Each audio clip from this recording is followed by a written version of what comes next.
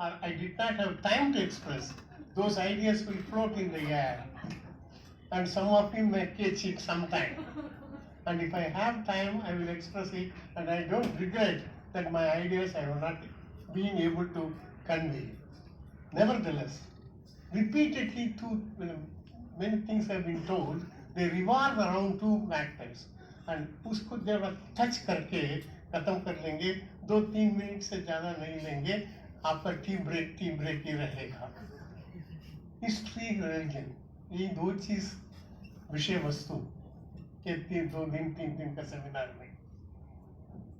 But let us first understand, we are doing history the way Western people have asked us to do it. That is purely a wrong way of doing it. Why? History in the Western sense, if you look at इतिहास, जिसको इतिहास का चर्चा बोलते हैं, it stands on two legs. One is space, the other is time.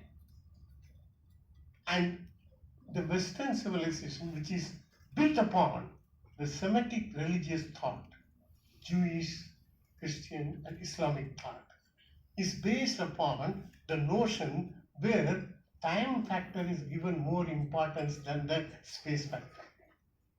But we belong to a culture, a civilization, a thought process in which space factor is dominant.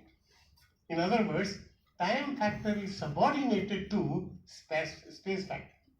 As a consequence, we have been doing our culture in a particular way. Unfortunately, stupidly, we keep on telling we don't have a historical text or the sense of history in this country.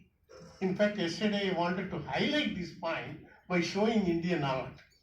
For instance, from Barhut down to later period, the so-called narrative panel that we have for the last 2000 years or so, in which always time factor is subordinated to space factor. साधारण भाषा में बोल देता,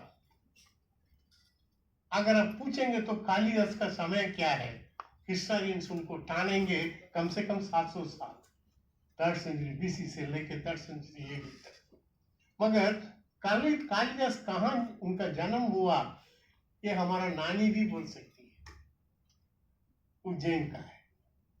शंकराचार्य का समय historian के में debate है, कहाँ जन्म हुआ था, कालड़ी में जन्म. ये हमारे अनपढ़ औरतों भी बोल सकती है, या आदमी भी, गांव का आदमी भी बोल सकता है. This is how the space factor is dominant, or the time factor is subordinated to the space factor. यही एक चीज को मन में नहीं रखेंगे तो we will not understand how we have been recording the sources of our past. Second, you keep on talking about religion. Please, the terms we use, Buddhism, Jainism, Hinduism, please, these terms were unknown to Indian society. They were all created in 18th century. Because the Western world, we have no way of understanding the Indian thing. Please, I don't have time to expand these things, and I will not, and I don't care if I don't have time. There are Hindus in India, but there is no Hinduism in India. There are Buddhists in India, there is no Buddhism in India. And this ism concept, which was kind of imported into our thinking process, has spoiled our way of looking at things. Therefore, we keep on arguing. Say, for instance, Mahayana Buddhism, Hinayana Buddhism, and put that against Hinduism.